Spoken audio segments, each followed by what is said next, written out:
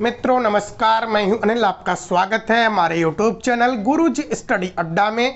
मित्रों आज हम लोग रॉबर्ट गैने का सिद्धांत के बारे में विस्तृत रूप से अध्ययन करेंगे, क्योंकि मित्रों यहां से आपके exam UP TET, C TET, DElEd, BEd semester में भी क्वेश्चन पूछे जाते हैं। तो मित्रों हम लोग शुरू करते हैं रॉबर्ट गैने का सिद्धांत की। तो बात करें तो रॉबर्ट गैने महोदय ने मित्रों एक पुस्तक लिखी है, जिस पुस्तक का नाम है कंडीशंस ऑफ लर्निंग।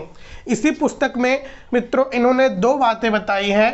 पहला, इन्होंने शिक्षण के 9 चरण के बारे में बात किया है और विस्तृत रूप से बताया है। और दूसरा पॉइंट है मित्रों श्रेणीबद्ध अधिगम का सिद्धांत, इसे ही अधिगम का सोपानकी सिद्धांत कहते हैं, इसके बारे में बताया है, जिसे हम आगे चलकर आपको बताएंगे।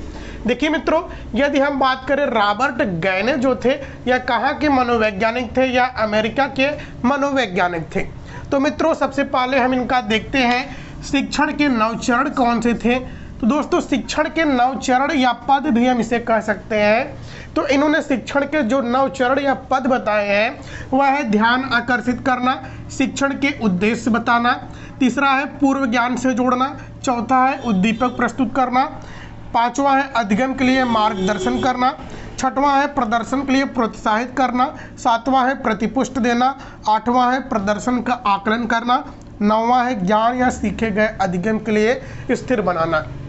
देखिए मित्रों इन्होंने जो शिक्षण के 9 स्तर बताए हैं, 9 चरण या पद बताए हैं, यह एक दूसरे से सीक्वेंस में बंधे हुए हैं।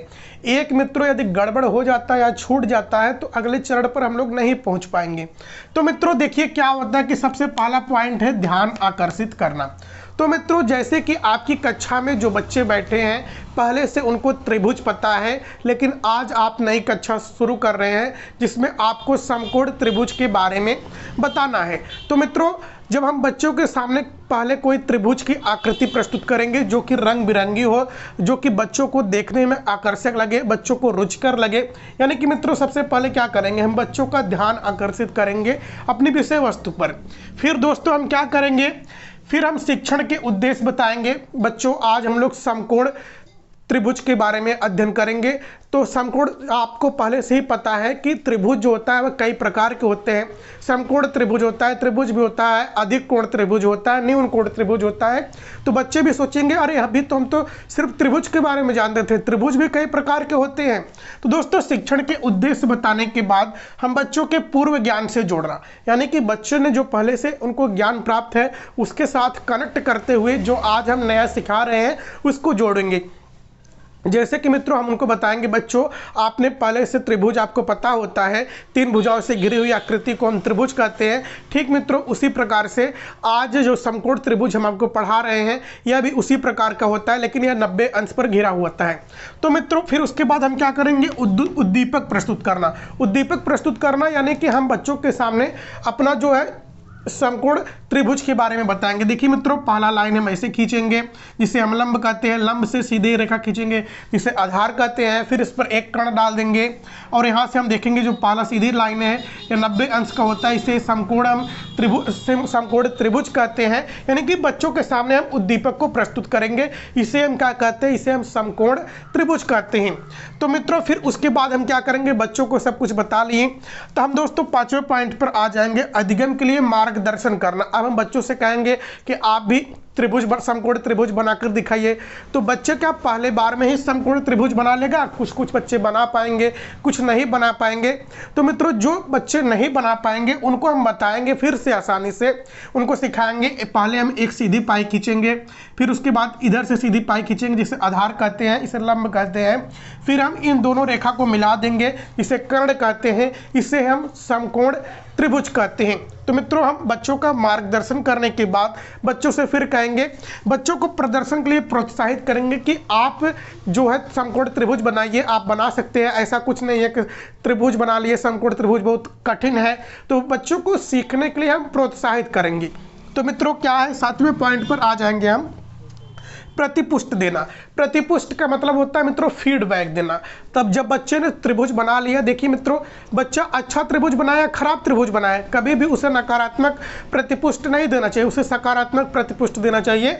जैसे कि बच्चा ने ठीक ठाक अच्छा ऐसा हमारे तरह त्रिभुज बना लिया है, समकोण त्रिभुज, तो हम उसे शाबाशी देंगे, बहुत सही बेटा आपने अच्छा बना लिया है, ठीक है। लेकिन मित्रों जो बच्चा नहीं बना पाया उसे हम ऐसा नहीं कि नहीं तुम गधे हो, तुम बना नहीं सकते हो, तुम्हारे बस का है ही नहीं समकोण त्रिभुज बनाना, ऐसा नहीं करना है, बल्कि मित्रों उसे सकारात्मक प्रतिपुष्ट देना है, सकारात्मक फीडबैक देना है। नहीं जैसे कि बच्चों ने न्यून कोण बना दिया या अधिक कोण त्रिभुज बना दिया तो बच्चों को समझाना नहीं बेटा प्रेम से इसको इस तरह से बना जाता है, सीधी रेखा इसे खींचा जाता है, आधार को इस प्रकार खींचते हैं, लंब को इस प्रकार से खींचते हैं, तो बच्चों को आराम से बताएंगे, प्रतिपुष्ट देंगे। अब मित्रों देखिए 8वां पॉइंट है प्रदर्शन का आकलन करना। प्रदर्शन के आकलन में दोस्तों हम यह सोचेंगे जो शिक्षक होगा कि क्या हमने जो सोचा था, जो हमने शिक्षण का उद्देश्य बनाया था कि बच्चों को आज हम समकोण त्रिभुज के बारे में सिखा देंगे, क्या वह हमारा पूरा हो गया है कि नहीं। तो दोस्तों प्रदर्शन का आकलन करेंगे। अब हम दोस्तों 9वें पॉइंट पर आ जाएंगे, ज्ञान या सीखे गए अधिगम को स्थिर बनाना। देखिए मित्रों मस्तिष्क में कोई भी विषय वस्तु जब हम सीखते हैं यह कुछ दिन तक रहती है और फिर उसके बाद हम इसे धीरे धीरे भूलना शुरू हो जाते हैं। और मित्रों जो है विस्मृति है यह एक जन्मजात होती है। तो मित्रों जो हमारा ज्ञान सीखा हुआ है, जो आज हम समकोण त्रिभुज के बारे में सीखे हुए हैं, इसको मस्तिष्क में अधिक दिनों तक किस प्रकार से समाहित रखें, किस प्रकार से हम याद रखें, इसके लिए दोस्तों हम विभिन्न कार्य करेंगे। ज्ञान या सीखे गए ज्ञान को कैसे स्थिर बना सकते हैं, जैसे कि मित्रों बच्चों को हम गृह कार्य देंगे, फिर बच्चों को हफ्ता 2 4 6 दिन में बार बार रिवीजन करेंगे, पुनरावृत्ति करेंगे, बच्चों से क्वेश्चन पूछते रहेंगे। तो इससे क्या होगा, बच्चों के अधिगम के प्रति भी रुचि बने रहेगी और उसे उस विषय वस्तु पर पकड़ भी रहेगा। अब मित्रों हम लोग पढ़ेंगे श्रेणीबद्ध अधिगम या अधिगम सोपानिकी के 8 चरण। तो मित्रों देखिए, अब देखिए मित्रों रॉबर्ट गैने का श्रेणी अधिगम का सिद्धांत या अधिगम सोपानिकी के सिद्धांत में इन्होंने 8 चरण बताए हैं। और यह 8 चरण जो है मित्रों यह एकदम सीक्वेंस रूप में बंधे हुए हैं, क्योंकि मित्रों अगर इसके चरण में से कोई भी एक चरण हमें यदि बीच में से गायब कर देंगे तो यह चरण पूरा नहीं होगा और यह सिद्धांत गलत हो जाएगा।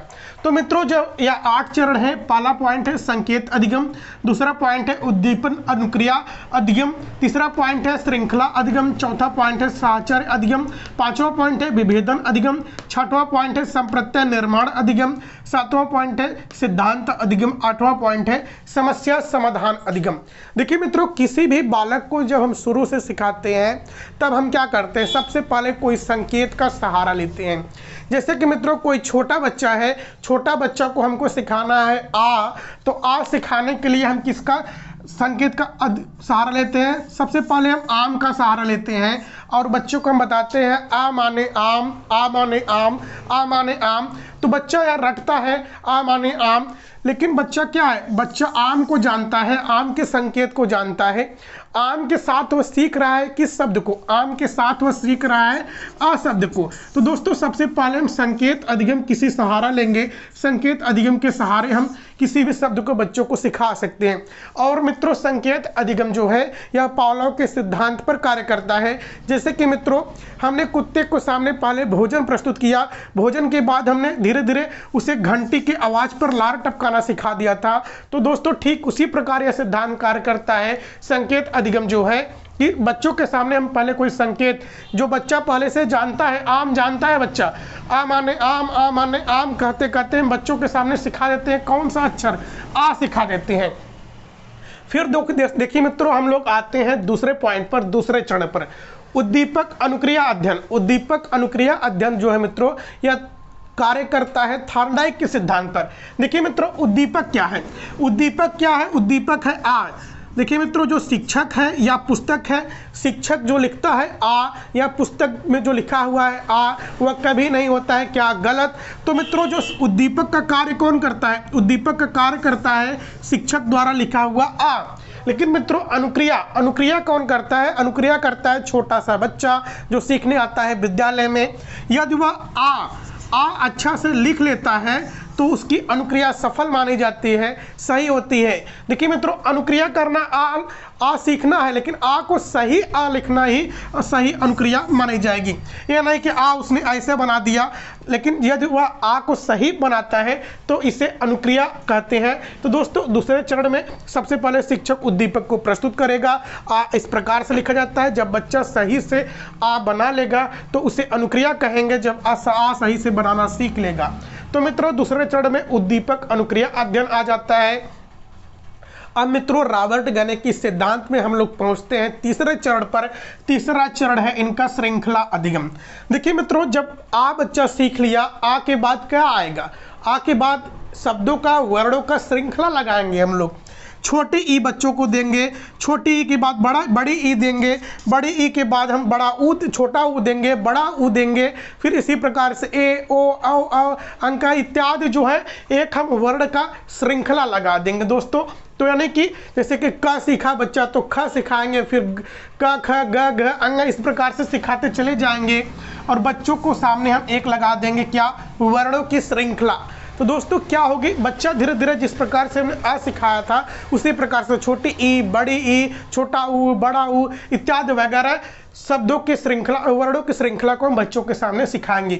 लेकिन मित्रों, जो बच्चा सीखा हुआ है वह एक शब्द का सीखा हुआ ज्ञान दूसरे शब्द से वह साचर स्थापित कर ले, यानी कि वह समझ जाए कि हाँ, जैसे कि का माने मित्रों क्या होता है? का माने होता है कबूतर और ख माने होता है खरगोश। लेकिन उसके सामने का कबूतर का जो संप्रत्यय बनता है मस्तिष्क में, जो साचर बनता है, तो उसे पता है कबूतर जो है गुटरगू बोलता है या उड़ता है, और जो खरगोश है या तेज दौड़ता है।